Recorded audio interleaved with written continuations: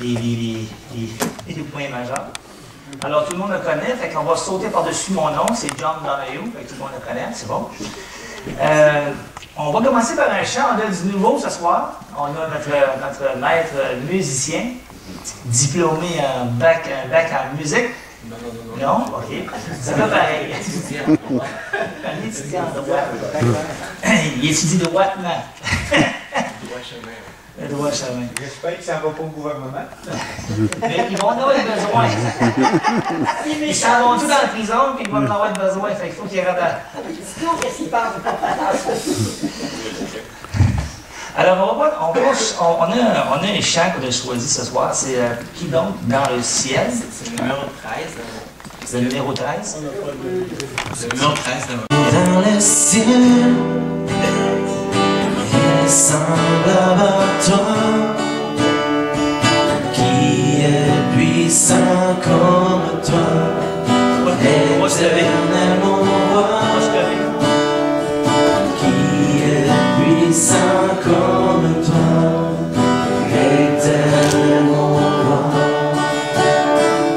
Tu es Adonai Jireh, en tout temps tu pourvoiras.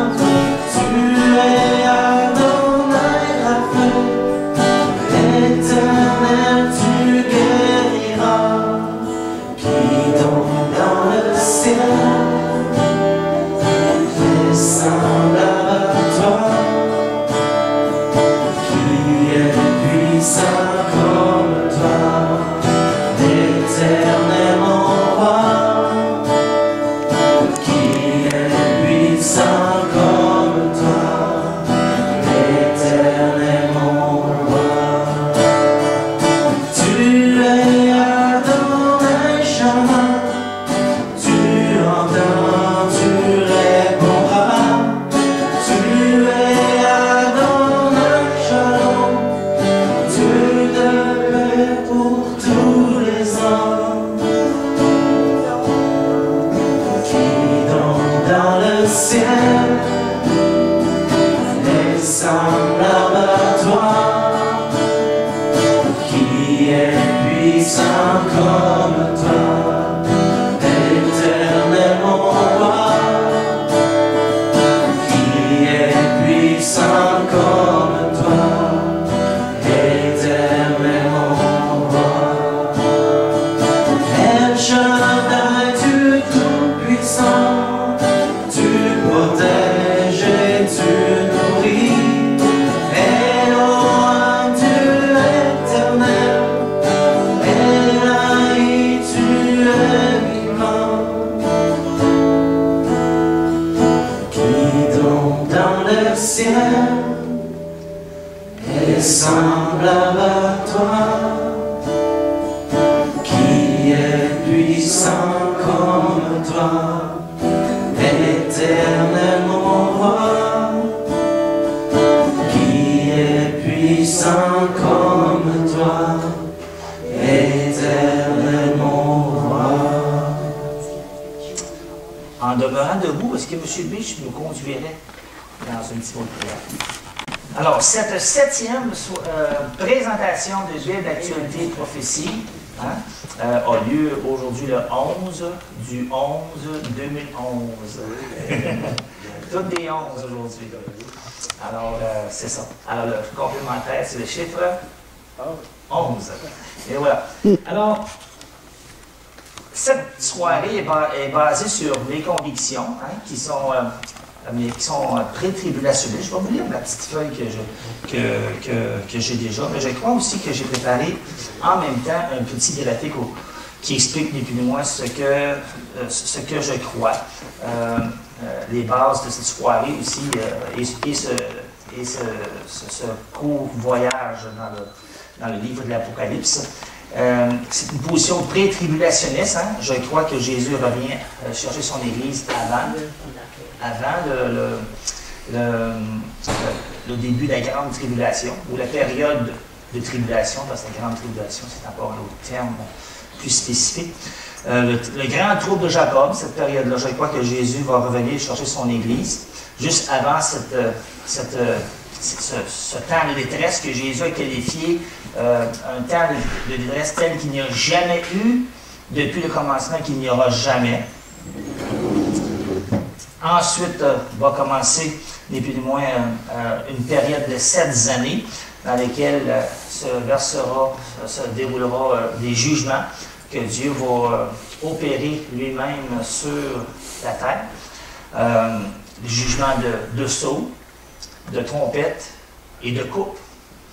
Et après cette série de jugements de sceaux, de trompettes et de coupes, il va revenir sur terre, mettre les 2 pieds sur le mont des Oliviers, suivi de son Église et de tous les saints qui auront été ressuscités lors de l'enlèvement. Alors, le graphique que vous voyez là, je n'irai pas en détail parce qu'on l'a déjà vu, et je pense que je mangerai beaucoup de temps là, juste à rester là-dessus. Alors, les bases de mes convictions sont aussi pré-1000, c'est-à-dire que je crois que Jésus-Christ va revenir instaurer son royaume juste avant le début du millénium, période de 1000 ans, où ce que Jésus va des plus loin accomplir toutes ses promesses qu'il a faites à partir d'Abraham jusqu'à nous, concernant le règne de paix qu'il va y avoir sur terre à Jérusalem, qui va être le centre du monde. Hein? Alors, on a chanté. Je vais juste aller immédiatement à mon petit léger retour en arrière. Alors, la semaine dernière, on a touché les 7 sceaux de l'Apocalypse, hein, qui sont ouverts nul autre que par Jésus-Christ. Les sceaux sont ouverts, vous remarquez que les sceaux sont ouverts par Jésus, Jésus lui-même. Alors, c'est lui-même qui ouvre le sceau, qui ouvre les premiers sceaux. Hein? Il est écrit, tu es digne de prendre le livre et d'en ouvrir les sceaux. Alors, on voit que tu es digne, alors on parle de Jésus. Tu es digne de prendre le livre et d'en ouvrir les sceaux, car tu as été immolé et tu as acheté pour Dieu, par ton sang, de toute tribu, toute langue, peuple et nation. Alors, on voit que c'est tout le monde sous la boule. C'est une offre que Jésus étend à tout le monde sur la terre. Pas nécessairement, pas seulement qu'à Israël, mais à tout le monde, à toute tribu, toute langue, peuple et nation. Et quand je pense à la promesse que Dieu a faite à Abraham, il dit, en toi, toutes les familles de la terre seront bénies, quand que Jésus a versé son sang comme paiement pour nous racheter de notre condamnation que le péché avait sur nous. Alors, il a justement rempli sa promesse qu'il a faite à Abraham en disant, en toi, toutes les familles de la terre. Et on voit ça dans le livre de l'Apocalypse, qui dit qu'il nous a rachetés pour Dieu par son sang, par ton sang, de toute tribu et langue et peuple et nation. Et tu les as fait rois et sacrificateurs pour notre Dieu, et ils régneront sur la terre. Et quand il fait allusion ici, ils régneront sur la terre, on parle d'une promesse encore du millénium, où ce que tous les enfants de Dieu, tous ceux qui ont été rachetés par le sang de l'agneau, et seulement ceux-là vont régner avec Christ pendant 1000 ans. Il y a un verset qui dit, et vous, vous êtes une nation sainte, et vous, vous êtes une race élue. Comment est-ce qu'il dit ça? Et vous, vous êtes une race élue, une sacrificature royale. C'est le mot que je cherchais. Il dit, vous êtes une sacrificature royale, un peuple choisi. Un peuple choisi. Et ça dit aussi que nous sommes un peuple acquis. Acquis pourquoi? Pour annoncer les vertus de celui qui nous a appelés des ténèbres à sa merveilleuse lumière. Alors, ce qui m'accroche, c'est qu'il dit que nous sommes une sacrificature royale. Les sacrificateurs, c'est ça que nous sommes actuellement pour Dieu. Hein, quand on prie pour Pierre, Jean-Jacques, pour nos familles, pour ceux qu'on aimerait tellement voir avec nous au ciel un jour, nous offrons des sacrifices de prière, des sacrifices de louange au Seigneur. Et un jour, nous allons exercer ce ministère-là entièrement, et ça va avoir lieu lors du millénium, quand que nous aurons été avec lui à son retour. Oui, Excuse, est-ce qu'on retrouve ça dans le livre, là, ce que tu es en train de... Non, parce que là c'est mon introduction. OK. Ouais. Alors, on continue. Alors, on a touché au saut. Là, je fais une révision de la semaine dernière, parce qu'on a touché les sauts. Alors, on a vu que le premier saut, c'était le cheval blanc, qui est l'arrivée de l'homme du péché en scène. Le cheval roux, on a touché à ça. Une grande épée lui fut donnée, et le corps des hommes périssent par cette grande épée. Le troisième saut, qui est un cheval noir, hein, qui représente la famine. Une mesure de froment pour un denier et 3 mesures d'orge pour un denier. Ça veut dire ni plus ni moins que le salaire d'un jour ne suffira pas pour gagner son pain. Le quatrième saut, le cheval pâle, qui sort par après, qui est la conséquence de tout ça, c'est la mort. Il lui fut donné le pouvoir sur le corps de la terre pour tuer avec l'épée par la famine et par la mort et par les bêtes sauvages de la terre. Alors, à l'arrivée, au début de la tribulation, nous avons justement le quart de la population qui est déjà jugé par ces 4 premiers sauts. Alors, le 5e saut arrive à peu près vers le milieu de la semaine, c'est-à-dire au milieu de la semaine des 70 semaines prophétiques de Daniel, ou au milieu des 7 ans, c'est-à-dire à 3 ans et demi du début, au centre. Il y a Daniel qui en parle un petit peu, il qualifie l'Antéchrist comme « Je vis 7 cornes faire la guerre aux saints hein, et l'emporter sur eux, jusqu'au moment où l'Ancien des jours vint donner droit aux saints du Très-Haut, et le temps arriva où les saints furent en possession du royaume. » À ne pas confondre ici, nous sommes dans le livre de Daniel, les saints, dans le contexte de Daniel, ce sont ceux de l'Alliance, ce sont ceux qui sont juifs. Ce sont des Juifs convertis. Alors, au milieu de la semaine d'Antéchrist, lorsqu'il va rompre son traité de paix, va partir à la chasse contre tout ce qui adore Jésus. Alors, au milieu de la 70e semaine, il fera cesser le sacrifice. Daniel en parle au chapitre 7, versets 21 et 22. Il dressera l'abomination et la désolation dans le temple, c'est-à-dire que il va s'installer dans le temple, il va demander aux Juifs et aux hommes et aux femmes de la terre l'adoration, l'adorant comme étant Dieu. Le martyre des saints du trouble de Jacob. On retrouve ça au chapitre 6, verset 9. Et lorsqu'il ouvrit le 5e sceau, on parle du 5e sceau, je vis sous l'autel les âmes de ceux qui avaient été égorgés pour la parole de Dieu et pour le témoignage qu'ils avaient rendu. Alors, on voit très bien que c'est des gens qui se sont convertis lors de la grande tribulation. Il y en a beaucoup qui vont payer de leur vie. Et elle criait à haute voix, disant, « Jusqu'à quand, ô souverain, saint et véritable, ne juges-tu pas et ne venges-tu pas notre sang sur ceux qui habitent sur la terre? » Et il leur fut donné à chacun une longue robe blanche. Et moi, ce matin, quand j'écrivais cela, il m'est venu l'idée que peut-être cette longue robe blanche avait probablement un rapport avec la robe qui allait jusqu'aux pieds que Jésus portait. Hein? Quand on lit au chapitre 1, et je me retournais pour voir la voix qui me parlait, et m'étant retourné, je vis 7 lampes d'or, et au milieu des 7 lampes d'or, quelqu'un de semblable au Fils de l'homme, vêtu d'une robe qui allait jusqu'aux pieds. On voit encore la robe du souverain sacrificateur. Et c'est ce que Jésus nous donne à notre conversion. Il nous revêt d'une robe de justice, et un jour, nous allons être des sacrificateurs pour lui. Lui, le souverain sacrificateur, et nous, les sacrificateurs à son service. Alors, il leur fut donné à chacun une longue robe blanche. Bienheureux et saint celui qui a part à la première résurrection, au chapitre 20, c'est écrit ça, bienheureux et saint celui qui a part à la première résurrection sur eux, la seconde mort n'a point de pouvoir, mais ils seront sacrificateurs de Dieu et du Christ. Alors, on revoit encore ce terme-là. Je le vois aussi dans Ésaïe, au chapitre 61, verset 10. Ésaïe en parle. « Et je me réjouirai en l'Éternel, mon âme sera ravie d'allégresse en mon Dieu, car il m'a revêtu des vêtements du salut. Il m'a couvert du manteau de la délivrance.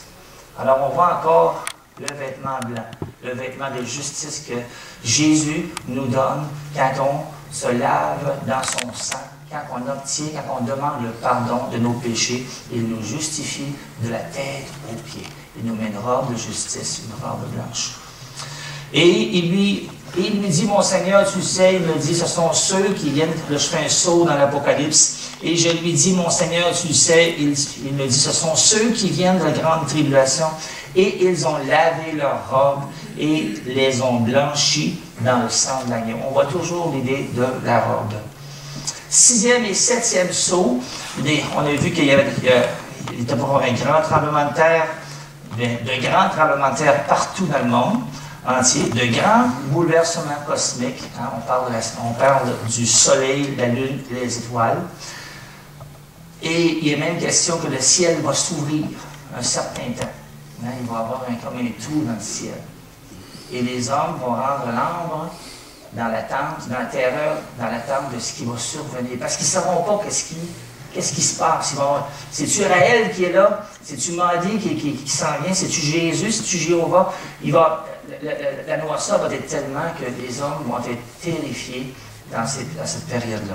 Et ça va avoir lieu un peu après la moitié de cette période.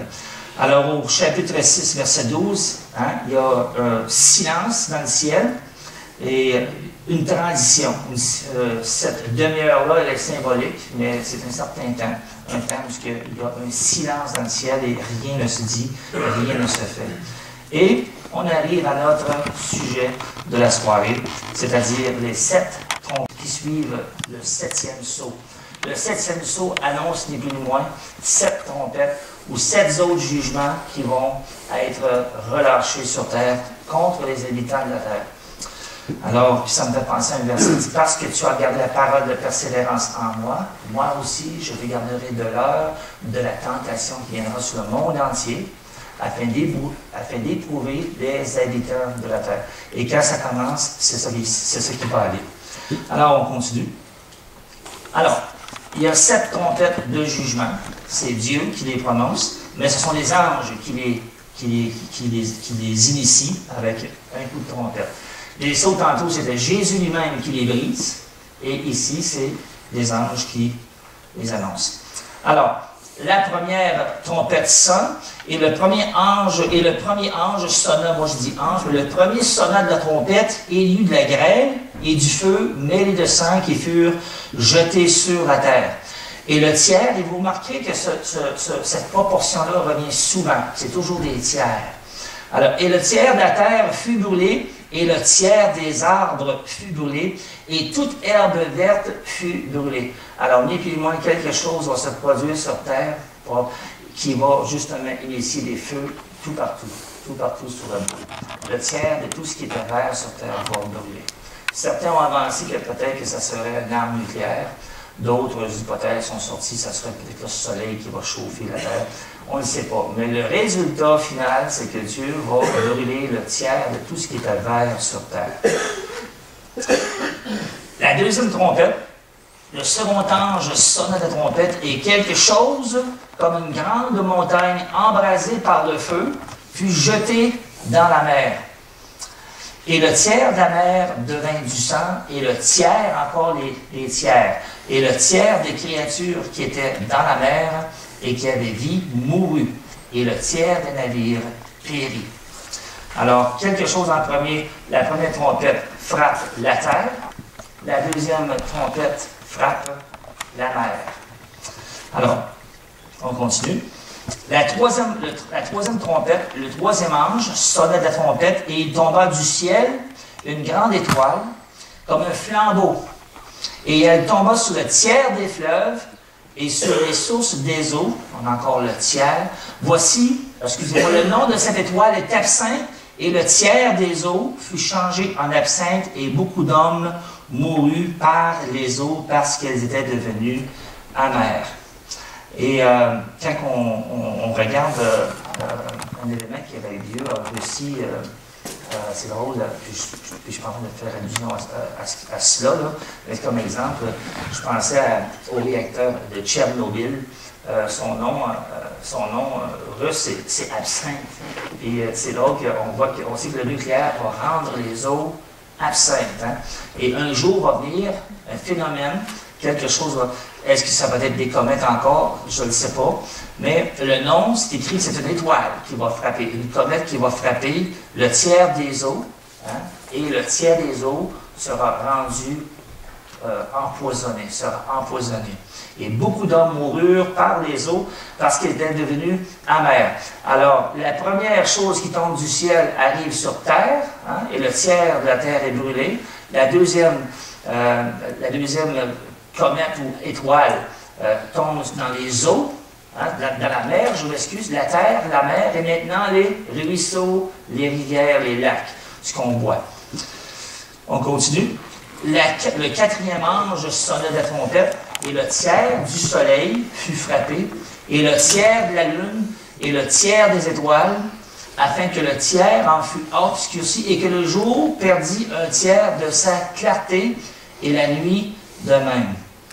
Alors, imaginez que le ciel est ouvert, hein, on ne sait pas ce qui se passe, mais le tiers de la terre est en feu, le tiers de tout ce qui était dans la mer a péri, les navires sont détruits.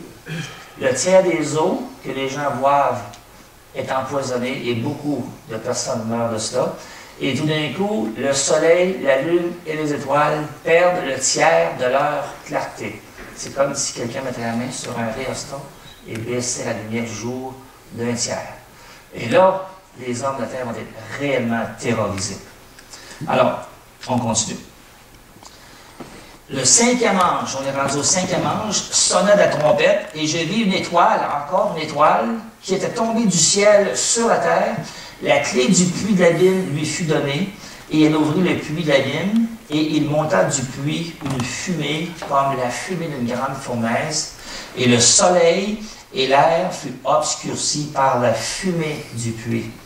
Alors ici, il est question d'une attaque, ni plus ni moins, du monde spirituel, des démons. C'est les démons parce que, dans ce cas-ci, plus loin, on le voit.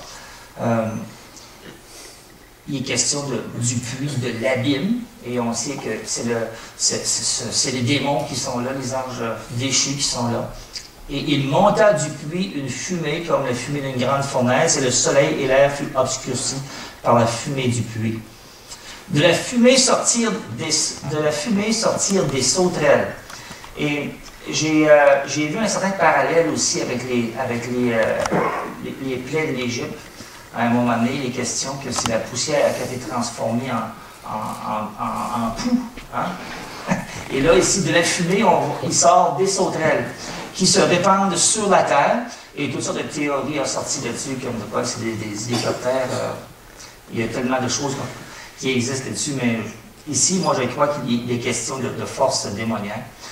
Et il leur fut donné un pouvoir, comme le pouvoir qu'ont les scorpions de la terre. Il leur fut dit de ne point faire de mal à l'herbe de la terre, ni à aucune verdure, ni à aucun arbre, mais seulement aux hommes qui n'avaient pas le sceau de Dieu sur le front.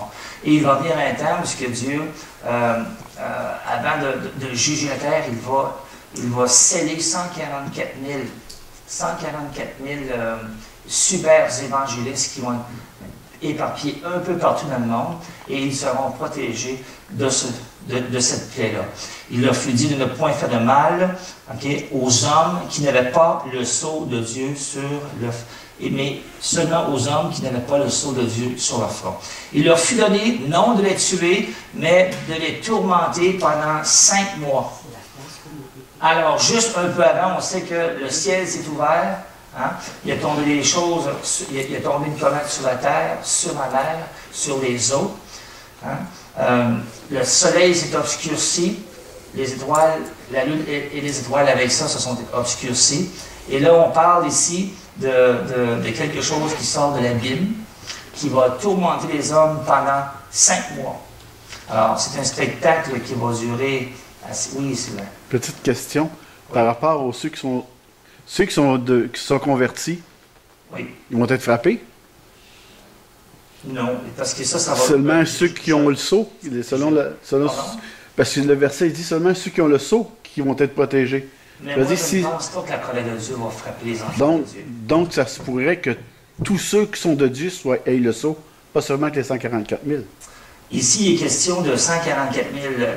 Quand on parle de sceller sur le front, si on retourne dans les chapitres précédents, les seuls qui ont ce sceau-là, un sceau spécial, c'est les 144 000. Mais alors, si c'est juste eux autres, les autres pourraient être tourmentés. C'est là que j'ai la difficulté à faire OK, je vais le regarder, puis je vais l'étudier en profondeur. Je m'excuse, je n'ai pas la réponse à ça. Okay. Mais nous savons que, nous savons, en tout cas par la parole de Dieu, que nous, ces enfants, on va être protégés. Alors, c'est seulement ceux qui ont ni plus ni moins adoré la bête et qui auront pris cette marque aussi. Alors, en ces jours-là, les hommes chercheront la mort et ils ne la trouveront pas. Ils désireront mourir et la mort fuira loin d'eux. Hein? Alors, c'est 5 mois de temps que ça va durer. Ces sauterelles ressemblaient à des chevaux préparés pour le combat. Il y avait sur leur tête comme des couronnes semblables à de l'or, et leurs visages étaient comme des visages d'hommes. Elles avaient des cheveux comme des cheveux de femmes, et leurs dents étaient comme des dents de lion. Elles avaient des cuirasses comme des cuirasses de fer, et le bruit de leurs ailes était comme un bruit de char à plusieurs chevaux qui courent au combat. Alors, vous savez, il y a toutes sortes, dans le livre de l'Apocalypse, des êtres surnaturels. Hein?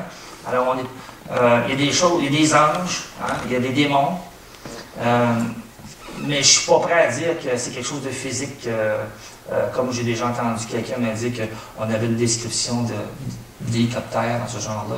Mais ici, je crois que ça a réellement un rapport avec l'abîme. Hein? L'abîme est ouvert et quelque chose sort, des êtres surnaturels, des démons sortent de ce trou-là. Alors, je préfère me baser sur ça. Elles avaient des cuirasses comme des cuirasses de fer et le bruit de leurs ailes était comme un bruit de char à plusieurs chevaux qui courent au combat. Elles avaient des queues semblables à des scorpions et des aiguillons et c'est dans leur queue qu'était le pouvoir de faire du mal aux hommes pendant 5 mois. Encore le terme 5 mois. Elles avaient sur elles comme roi l'ange de l'abîme, nommé en hébreu Abaddon et en grec Apollyon. Alors, c'est pour ça que je crois qu'on est toujours avec des êtres démoniaques. Le premier malheur est passé, voici, il y a encore 2 malheurs après cela.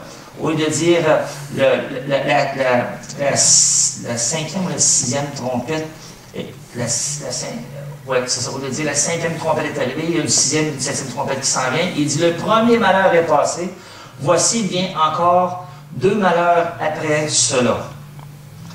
Alors, le 6e ange sonna de la trompette, et j'entendis une voix venant des 4 cornes de l'autel d'or qui est devant Dieu, et disant au 6e ange qui avait la trompette, délie les 4 anges qui sont liés sur le grand fleuve d'Euphrate, et les 4 anges qui étaient prêts pour l'heure, le jour, le mois, l'année, furent déliés, afin qu'ils tuassent le tiers des hommes. Quand ça a tout commencé avec le premier saut, il était question du quart des hommes qui périssaient sur terre. Alors, un quart est déjà parti, et du 3/4 qui demeure, un autre tiers est jugé par ce saut, par cette trompette. Alors, le 6e ange sonne la trompette. Puis là, il dit délie les 4 anges qui sont liés sur le grand fleuve d'Euphrate. Quand on dit de délier les anges, ici, ce sont des démons. On croit que c'est des démons parce que seuls les démons sont liés, sont attachés, enchaînés. Pas les anges de Dieu, seuls les démons. Alors, il y a une préparation qui se fait ici parce qu'on retrouve comment je pourrais dire ça, le scénario de l'Euphrate à 2 endroits dans le livre d'Apocalypse. Alors, il est question ici de délier, de préparer. Alors, ils sont déliés et ils préparent la traversée d'une grande armée qui va venir de l'Est. Alors, j'ai dit traverser l'Euphrate. Vous avez là à l'écran devant vous une ligne rouge que j'ai mis pour vous montrer, et puis moins, le chemin qu'emprunte l'Euphrate avant de venir dans le golfe Persique. Et j'aurais dû avoir mon petit laser. Je ne sais pas s'il marche. Qu'est-ce que j'ai fait? Bon, c'est pas ça que je voulais faire. Mais vous avez la ligne rouge, c'est assez clair. Et il est question qu'à un moment donné, ces anges-là vont être déliés pour préparer le passage d'une armée de 200 millions de soldats qui va venir de l'Est, de l'Orient ou de l'Asie. Alors, vous avez encore la même carte, et j'ai indiqué là où Israël était, où est-ce que le fleuve d'Euphrate, mais aussi en mauve, et la direction que va prendre les rois de l'Est. Le 6e ange sonna de la trompette. Alors, on est toujours dans les trompettes, et j'entendis une voix venant des 4 cornes de l'autel qui est devant Dieu, et disant au 6e ange qui avait la trompette, délie les 4 anges qui sont liés sur le grand fleuve, et les 4 anges qui étaient prêts pour l'heure, le jour, le mois, l'année, furent déliés afin qu'ils tuassent le tiers des hommes. Alors, c'est un préparatif. Ce n'est pas l'événement encore. La 6e trompette. Hein? Quand je vous ai dit qu'ils vont venir de l'Orient, alors j'ai sorti un schéma pour être le plus clair possible. Alors vous avez, ni plus ni moins, c'est 200 millions, je m'excuse, j'ai dit 200 000, mais c'est 200 millions de soldats vont venir de l'Asie, c'est-à-dire de la Chine, ils vont venir de l'Inde, probablement de l'Afghanistan et du Pakistan aussi, de Thaïlande, du Myanmar, tous ces petits pays qui sont là. Alors, ces gens-là vont commencer à se mettre en marche. Quand les 4 anges sont déliés, hein, il y a une armée qui se met en marche. Ils sont encore assez loin. Alors, c'est les préparatifs de cette guerre que l'on appelle la bataille d'Armageddon. Alors, ces gens-là sont assez loin et vont probablement emprunter la voie des airs et la voie des mers. Et avec la vitesse aujourd'hui de tous les engins de guerre, ce n'est plus un problème pour traverser des eaux et des pays. Alors, c'est ça, la 6e coupe, les rois de l'Est qui arrivent dans la vallée de Armageddon au chapitre 16. Hein? C'est là, quand ils sont tous arrivés, on voit le récit au chapitre 16, au verset 12 du livre d'Apocalypse, lorsqu'il arrive 200 000 soldats tout près d'Israël. Et cela a rapport avec 3 blocs, ou 3 armées, ou 3 fronts armés qui viendront contre l'Antichrist à ce moment-là. Le premier front sera Gog et Magog. Hein? Ça, c'est dans le 2e sceau de l'Apocalypse. Le 2e front armé qui va venir contre l'Antichrist, parce que gardez en tête que l'Antichrist a déménagé son poste de contrôle, son trône à Jérusalem, et là, va venir contre eux 3 fronts. Le premier front, Gog et Magog, ce qui est clairement décrit au chapitre 38 et 39. Le 2e front sera le roi du Midi. On le retrouve dans le chapitre 11 de Daniel. Hein? C'est les nations arabes, Ligue arabe et compagnie. Tous les Arabes vont monter. Quand l'Antéchrist va profiter de la défaite de Gog et Magog sur les montagnes d'Israël, il va y avoir un autre front qui va monter vers lui, et ce sera, ni plus ni moins, le roi du Midi, qui sont les Arabes. Et il défera encore ces armées-là qui vont venir contre lui. Et le dernier front sera les rois de l'Est. En anglais, le mot c'est « Kings of the East ». Alors, c'est les rois qui viennent de l'Est. Ça, c'est la diapo précédente que je vous ai montré, les 200 000 soldats qui viennent de la Chine, de l'Asie mineure. Alors, depuis moins le premier front, le roi du Nord, hein, on sait que ça va venir du territoire de la Russie, avec Gog, son chef, et l'Égypte. Et c'est là que l'Antichrist va apparaître dans le portrait. Et là, Gog et Magog auront été détruits. C'est écrit que le 6e va leur être permis de retourner par le chemin qu'ils ont pris pour y arriver. Le 6e va survivre et les 6/7e vont périr sur les montagnes d'Israël. Et c'est écrit que Israël va brûler les armes pendant les 7 années suivantes, c'est-à-dire le temps total de la dernière semaine de Daniel. Alors ça, c'est le front numéro 1. Dans Ézéchiel au chapitre 38, le récit est là. Fils de l'homme, tourne ta face vers Gog, au pays de Magog. Alors moi, j'ai mis Russie environ, ce territoire-là. Vers le prince de Roche, de Méchec et de Toubal. Et prophétise contre lui. Au verset 3, tu diras, ainsi parle le Seigneur, l'Éternel. Voici, j'en veux à toi, Gog, prince de Roche, qui est Rocha en anglais, de Méchec, c'est-à-dire l'Asie mineure, et de Toubal, c'est-à-dire Tobolsk, une ville qui existe encore jusqu'à aujourd'hui en Russie. Il est écrit, je t'entraînerai, je mettrai une boucle à tes mâchoires et je te ferai sortir, toi et toute ton armée, chevaux et cavaliers, tous vêtus magnifiquement, troupes nombreuses portant le grand et le petit bouclier, tous maniant l'épée, et avec ceux de Perse, la Perse en 1935 a changé son nom à l'Iran, Éthiopie ou Couche, qui est l'Égypte. Quand on parle d'Éthiopie, on parle d'une zone au sud de l'Égypte qui était les Couchites. C'est de là aussi que on dit que Moïse a marié une Éthiopienne, mais le vrai terme c'est Couche, une Couchite. Et avec ceux de Perse, l'Iran, l'Éthiopie et de Pout, Libye, tous portant le bouclier et le casque. Ça, c'est le front numéro 1. Il y a le roi du Midi qui est expliqué dans Daniel 11, chapitre 11, verset 40, qui est le deuxième front, qui sera le roi du Midi, ou les nations arabes, ou ce qu'aujourd'hui on appelle la Ligue arabe et ceux qui lui appartiennent. Et dans Daniel, c'est écrit au temps de la fin, le roi du Midi heurtera contre lui, et le roi du Nord, le premier front, fondra sur lui comme une tempête avec des chars et des cavaliers et avec beaucoup de navires et entrera dans le pays et inondera et passera outre en rouge et il viendra dans le pays de beauté, c'est-à-dire Israël. Quand il parle de il parle de l'Antichrist. Et plusieurs pays tomberont, mais ceux-ci échapperont de sa main, Édom, Moab et les principaux fils d'Ammon. Et il étendra sa main sur les pays, et le pays d'Égypte n'échappera pas. Et il aura sous sa puissance les trésors d'or, d'argent, et toutes les choses désirables de l'Égypte, et les Libyens et les Éthiopiens suivront ses pas. Et en rouge, mais le troisième front se prépare, mais des nouvelles de l'Orient l'effrayeront. Et il sortira en grande fureur pour exterminer et détruire entièrement beaucoup de gens. Et il est question que, à ce moment-là, le tiers des hommes vont périr. Parce que quand cette armée-là va se mettre en marche, c'est pas tout le monde qui va être nécessairement d'accord avec cela. Il va y avoir beaucoup d'opposition et le tiers des hommes vont mourir à ce moment-là.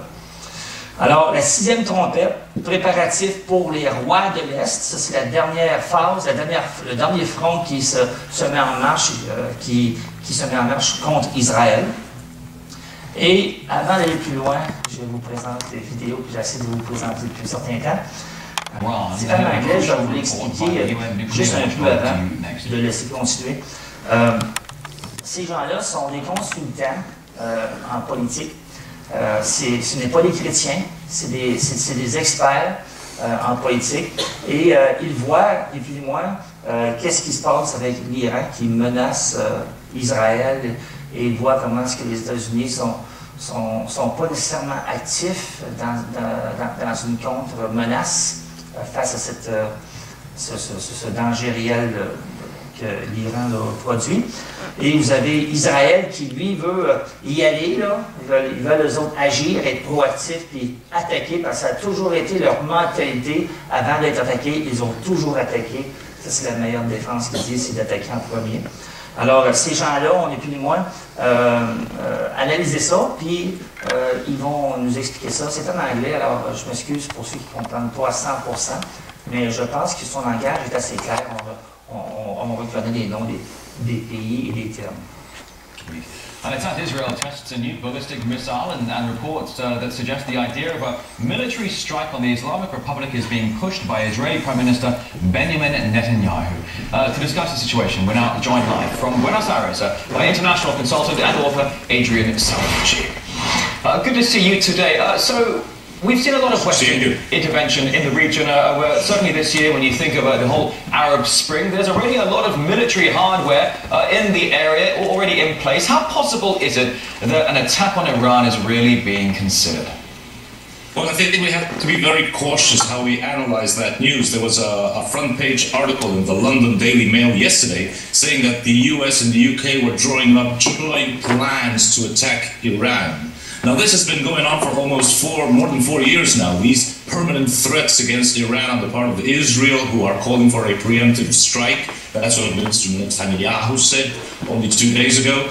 And it all coincides with the debacle of Israeli attack on southern Lebanon in 2006. So I think we have to be very cautious and basically understand that what Iran is the cornerstone of probably what is an ongoing, very tough negotiation to move forward towards a world government where Russia and China are not going to bow in very easily to the Western powers. And Iran is the cornerstone because contrary to Iraq, which was on its own, Saddam Hussein, contrary to Libya and Afghanistan, Iran has definitely a very strong commercial and trade agreement with China, and it has a very strong trade agreement with Russia, and although it's not official, it probably has some sort of military alliance with Russia too. So I think that what we are seeing is we are probably edging closer to what might become a full-fledged war in the region, even a world war, where Iran is the cornerstone if it is attacked by Israeli, American, British, or a combination of all three forces in the near future. It is very interesting how you bring Russia and China into this,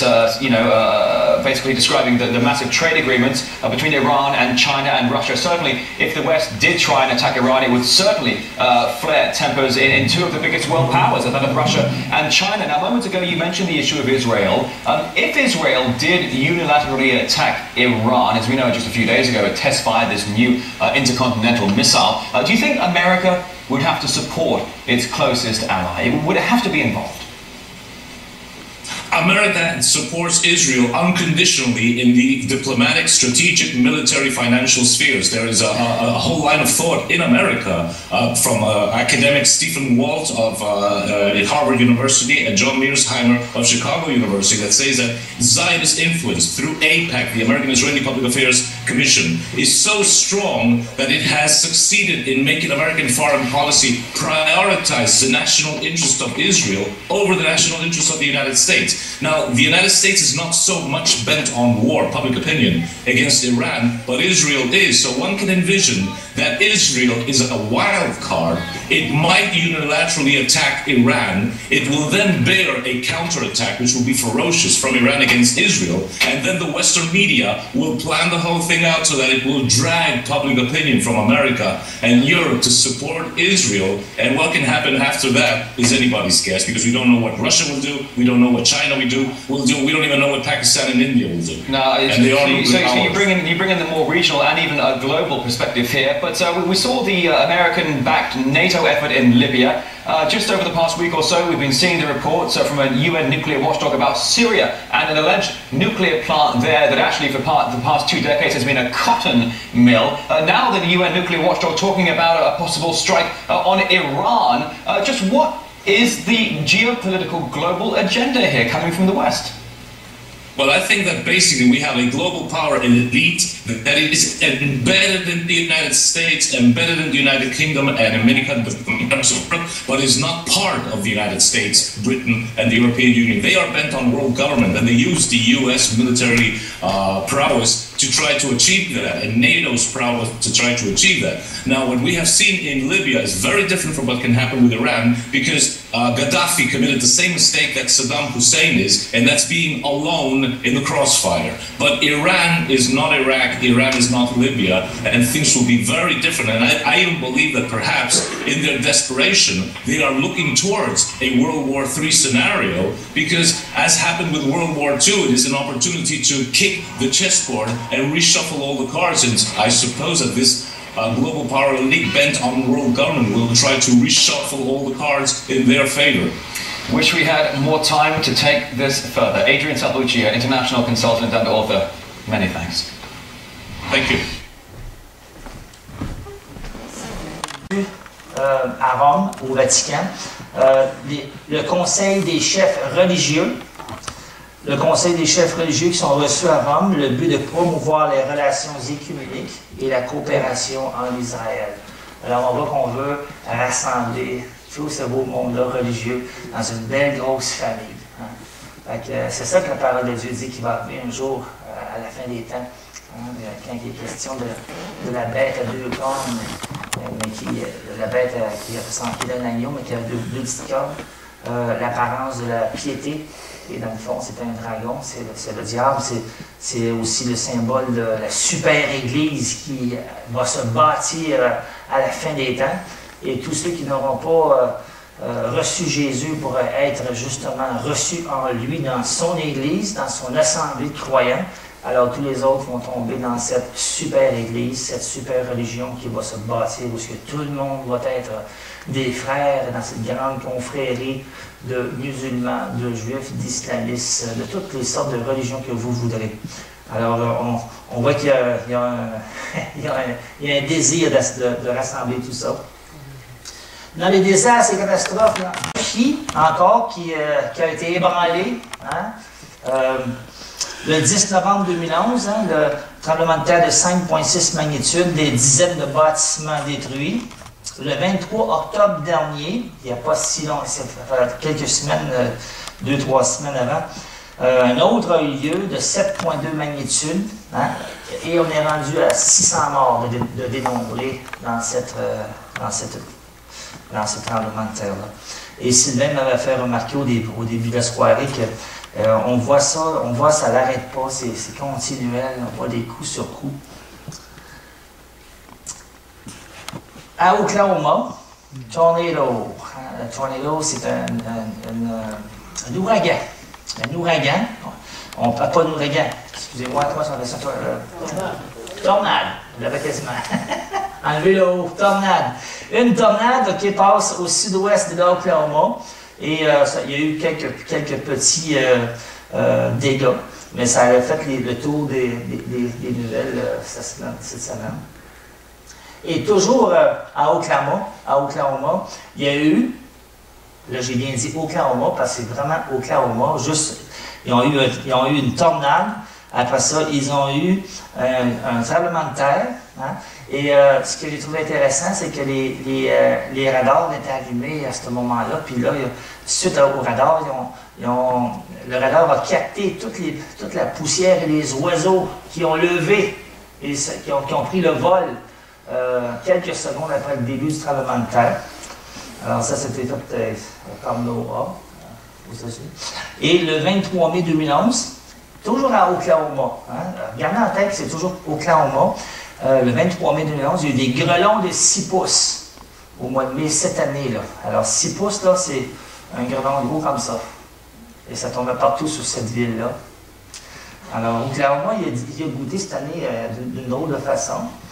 Toujours à Oklahoma, on parle de 2 tremblements de terre en 2 jours, un de 5,6 et un de 4,7 magnitude. On dit que la Terre tremble en moyenne 50 fois par année, OK? En moyenne, aller jusqu'en 1999. Et l'année passée, un record de 1047 secousses ont été enregistrées. Là, on parle de petites secousses en bas de 5. Alors, c'est quelque chose de spécial. De 50 à 1047, c'est beaucoup. Alors, je ne sais pas si ça ne prépare pas quelque chose au niveau géologique. Je ne suis pas un expert là-dedans, mais quand ça branle beaucoup comme ça, on peut... gardez vos yeux, là, c'est ça que je veux dire. Et toujours, dernièrement, je mentionne tantôt, 2 tremblements de terre en 24 heures, toujours à Oklahoma. Et ce sont les plus gros tremblements de terre qu'ils ont jamais eu, là, en passant. À Thaïlande, on est rendu à plus de 500 morts et 9 millions de réfugiés, on dit. Le cœur de la ville est maintenant atteint. Ils disent que le métro est maintenant menacé. Alors, quand on parle du centre-ville de Thaïlande, c'est quelque chose. Et je pense que j'ai mis la photo juste pour vous montrer un peu l'ampleur de cette ville et de l'eau qui est là. Alors, c'est du jamais vu. 9 millions de personnes. Côté géopolitique maintenant. Tearing itself apart. On parle de l'économie de l'Europe. Ces temps-ci, on entend parler juste de qu'est-ce qui se passe avec l'économie européenne, de l'Union européenne. Est-ce que l'Union européenne est sur le point de se désagréger? Et si ça devait arriver, alors ça lancerait un chaos économique au travers des vagues de chaos, au travers de la boule au complet. On parle de récession, peut-être qu'on n'a pas encore vu à date. Le choix est clair, hein? On les offre de rester ou de partir. On offre à la Grèce de partir. Mais vous savez, on a beaucoup parlé de la Grèce dernièrement aux nouvelles. Mais saviez-vous que la Grèce, j'ai un article ici que j'ai pris, la Grèce est un petit pays, juste un petit pays, une petite économie. En anglais, ils disent Greece is a nano-state, ça veut dire que c'est un État petit, ok? Et ça représente seulement 2% du PIB de l'Union européenne. Alors, on fait beaucoup de tralala avec ça. On parle de leur dette qui est réellement incroyable. On dit qu'elle est pratiquement pas remboursable. Alors, il y a encore l'Allemagne qui propose peut-être venir à leur rescousse. C'est ça que j'ai entendu dire ce soir. Mais les experts disent que l'Italie, hein, l'Italie, c'est l'économie, c'est la 7e plus grande économie sur la Terre. Hein? Les États-Unis sont les premiers, l'Italie sont les 7e. Si on prend le rang des pays les plus riches, l'Italie est la 7e plus riche économie au monde. Alors, mais la dette de l'Italie est plus grande, elle pourrait englober la dette de l'Espagne, du Portugal, de l'Irlande et de la Grèce combinées ensemble. Fait que ça vous donne-tu une idée de comment d'argent il y a d'impliqué ici avec l'Italie? Quand on dit qu'on essaie de sauver l'Italie, la Grèce, parce qu'on a peur que ça crée une récession mondiale et qu'on regarde l'ampleur de la dette de l'Italie, ils disent qu'il y a un seul pays dans le monde, les consultants disent ça, qu'il y a un seul pays qui est capable de sauver l'Union européenne, et on dit que c'est la Chine. Parce que la Chine a des réserves d'argent de placer un peu partout dans le monde, équivalent à 3 trillions. Alors, est-ce que la Chine va venir à la rescousse de l'Union européenne? L'Union européenne est le compétiteur principal à la Chine. Alors moi, je ne crois pas que la Chine va sauver l'Union européenne. Alors, c'est quelque chose à suivre, à regarder à venir. Je continue. Forbes, on parle de l'Italie. Hein? L'Italie est condamnée et devra exiter l'Union monétaire européenne. C'est ce que la Banque de l'Europe dit, ni plus ni moins. À moins qu'ils disent que l'Allemagne intervient. Mais, comme je vous ai expliqué tantôt, c'est un écran de fumée, ça.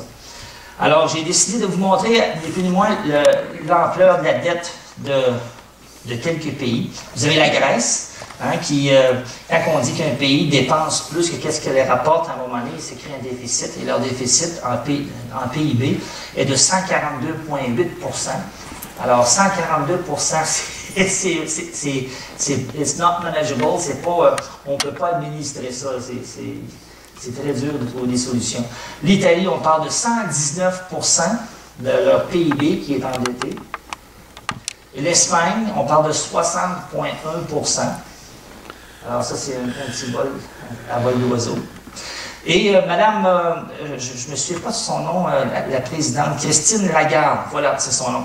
Christine Lagarde, cette semaine, avant-hier, a dit, ni plus ni moins, que le monde est sur le point d'entrer dans une phase dangereuse, a dangerous phase, une phase dangereuse de l'économie. L'économie est sur le point d'entrer dans une phase extrêmement dangereuse. C'est ça qu'elle a dit, parce eux, c'est pas des fous, ils nous disent pas tout, c'est des gens qui sont très, ils savent compter. Hein. Alors, quand ils regardent l'Italie, là, juste l'Italie, la dette italienne, il n'y a pas d'espoir à ça, là. Les experts disent ça. Et suite à cela, le premier ministre Papandreou a démissionné. Et aujourd'hui, ils ont reçu son remplaçant, je ne me souviens pas de son nom. Le premier ministre italien, lui aussi, cette semaine, a démissionné. Et quand on dit qu'ils ont démissionné, ils ont été forcés de démissionner parce que c'est la Banque européenne qui les a montré la porte. Hein? Alors, lui aussi, il est rendu au chômage. Alors, on parle de l'Iran, hein,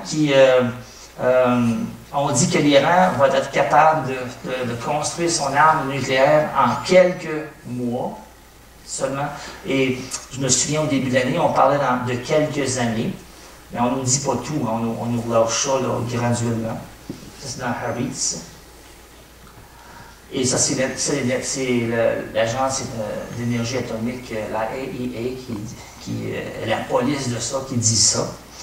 Il y a le président Pérez qui dit « Je crois qu'Israël », cette semaine il a dit ça, « Je crois qu'Israël et le monde s'approchent de l'option militaire concernant l'Iran. Nous devons tous maintenant être solidaires concernant ce fait afin d'empêcher l'Iran de développer une arme atomique. » Vous avez un porte-parole du Pentagone qui a dit « Nous croyons qu'Israël attaquera l'Iran sans nous aviser d'avance. » Ça, c'est cette semaine aussi que ça a été dit. Les Américains ne sont pas convaincus qu'ils auront un téléphone à la Maison-Blanche et à l'autre bout. Ils ne sont pas convaincus qu'Israël va les avertir d'avance. Ils pensent qu'ils vont faire ça unilatéralement. Il y a la Russie qui dit une frappe israélienne contre l'Iran serait une grave erreur. Ça, c'est leur réponse diplomatique. Les conséquences seraient imprévisibles. La Russie est le plus grand allié de l'Iran. Ça veut dire touche pas.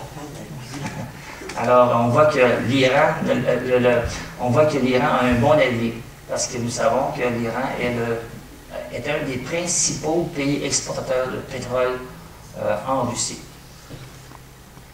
Encore, les experts disent que l'Iran est capable de bâtir sa bombe dans des mois. On dit que les experts arrivent à la conclusion que l'Iran fut assisté par la Russie, et on sait que la Russie a été le pays qui a vendu le réacteur à l'Iran au coût de 700 milliards, un projet clé en main, et on sait que les Russes sont derrière l'installation et la construction de cela, et le Pakistan et la Corée du Nord. M. Ahmadinejad a dit que l'Iran ne reculera pas d'un seul iota de son programme nucléaire, et on dit ça aujourd'hui, hier. Et la Russie a dit que Russia says on back Iran sanctions over. Ah oui, la Russie ne supportera pas des sanctions économiques apportées par les États-Unis. Parce que les Américains vont essayer d'imposer d'autres sanctions, mais la Russie va dire qu'on va voter contre les autres. On voit les alliances sont là. L'Angleterre croit qu'Israël attaquera l'Iran d'ici 2 mois. Hein? Et aujourd'hui, j'ai entendu en quelques semaines, d'ici les fêtes. Alors, c'est quelque chose qui risquerait d'arriver. Alors, il est possible qu'Israël attaquera d'ici Noël, divulgue le Bureau des Affaires étrangères de l'Angleterre. Alors, la conclusion. On voit que tout... on voit que les tangentes sont toutes vers Israël. On voit qu'il y a une arme nucléaire qui s'en va vers là. On voit que la guerre pourra en découler. On voit toutes sortes de choses au niveau politique, économique. On voit que notre boule est sur le point d'être brassée sur ses fondements. Le monde, en général, je ne pense pas que le monde, en général, écoute les mêmes nouvelles que nous. Hein? Ils s'en vont, puis ils prévoient que Noël va arriver le 25 décembre, comme à l'habitude, qu'ils vont être dans un petit magasin. Mais un jour va venir où le Seigneur va débuter les jugements sur terre. Hein? Tous ceux qui sont partis avant nous sont dans 2 endroits.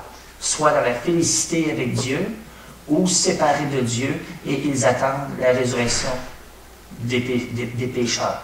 Hein? Pour eux autres, il n'y a pas de question, il n'y a pas de doute dans leur tête qui est Dieu. Hein? Ils sont convaincus que Dieu maintenant existe. Ici sur terre, il y a encore ceux qui croient en son nom, qui sont vivants et qui attendons du ciel notre Seigneur et notre Sauveur Jésus-Christ. Et pour les autres qui ne l'attendent pas, bien, un jour, le Seigneur va commencer à juger. Il va brasser les fondements même de cette planète. Et tout cela parce que Dieu aime l'homme. Hein? Dieu interpelle l'homme, il cherche l'homme, il cogne à sa porte constamment. Et quand il juge, il prend un certain temps de recul et il laisse encore le temps aux autres de rentrer. Ça, c'est la grâce de Dieu. Et nous, en tant que croyants, quand on voit ça arriver, on fait quoi avec ça? Hein? On fait quoi? On se prépare. On se prépare pour la venue de notre Messie, parce qu'on sait que Jésus va revenir chercher son Église avant tout cela. Et on voudrait être trouvé fidèle. On voudrait être trouvé en train d'œuvrer pour lui. Hein? Le Seigneur veut trouver une Église en marche pour lui. Une Église qui fait des pieds et des mains pour lui, qui le loue, hein, qui le sert. Alors, si on n'est pas, ni plus ni moins, excité à cela, il faut peut-être se remettre en question. Hein? Pas nécessairement remettre en question notre salut, car je crois que tout le monde ici est sauvé. Et c'est vraiment le désir de mon cœur que tout le monde soit sauvé. Hein? Je prie pour mes proches, pour ma famille, pour ceux que je connais, et même ceux que je ne connais pas. Je prie même pour Sherbrooke. J'ai entrepris de prier pour Sherbrooke ce mois-ci, pour que le Seigneur fasse une œuvre, pour que l'Église de Jésus puisse être un flambeau, pour que l'Église l'eau vive soit un flambeau. Un flambeau ici à Sherbrooke pour faire luire l'Évangile. Et cela va arriver que si on a un fardeau pour les autres. Et ça, c'est la prière de mon cœur, que Sherbrooke, que l'eau vive, soit un flambeau. Parce qu'il y a des ténèbres, il y a beaucoup de ténèbres à Sherbrooke, il y a beaucoup de choses qui se passent à Sherbrooke. Il y a des églises qui reculent dans la vérité. Mais nous devons avancer, nous devons briller encore plus pour montrer et donner le goût aux autres.